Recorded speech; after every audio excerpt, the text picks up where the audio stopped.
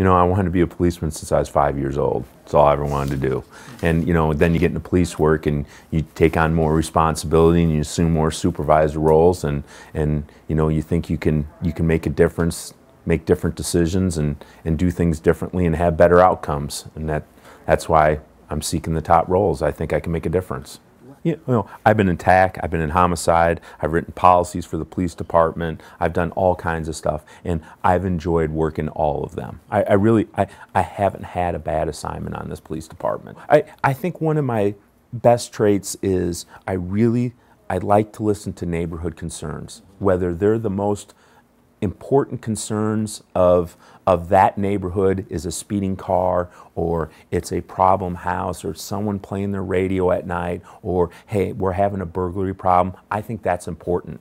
And not every neighborhood has the violent crime, but I think as a police leader, we have to look at the quality of life across the city. And I think we need to look at what we can do to make that quality as strong as possible.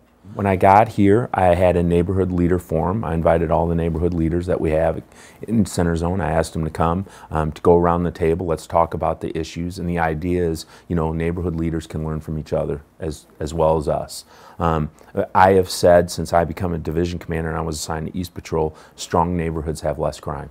I've had open houses here at Center Zone where people have come in and met staff and things like that. We have Operation Breakthrough come down the street and the kids climb in the cars and things like that. I like to communicate. I like to set expectations and I like people to achieve them. I actually like to be engaged. I like to walk around. I like to talk to people. I like to know what's going on. I like to hear from the troops. I like to give positive reinforcement. I want to model good behavior and ask people to follow that. You know, I think I listen well. I think I like to listen to ideas. Many of the ideas that are implemented here at Center Zone come from officers. So in December of last year, Center Zone was the first division in this city to embed a social worker in the division. We started working on the youth issue in entertainment districts. And Gina has, you know, worked with the youth, and we've tried different approaches of enforcement and all kinds of stuff in the entertainment districts. Then we added the GINA element, the social service side, through interaction, through presentations in schools, through all kinds of, and one enforcement activity at the curfew, the date of the curfew, we are now looking at a different environment down on the plaza on Saturday nights. Do you see yourself as chief implementing that at each of the patrol divisions? That would be a priority for me, yes it would be. The city has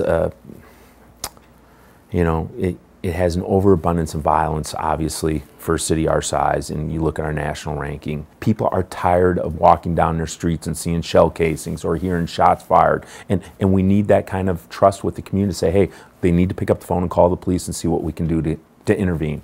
Overall, I would like to look at how we do things, how we share the information, how we pass it on, how quickly we act on it, and what's the follow-up and how are we doing that. I want to decrease that time. I want from incident to time of action as small as possible. I want people who know that are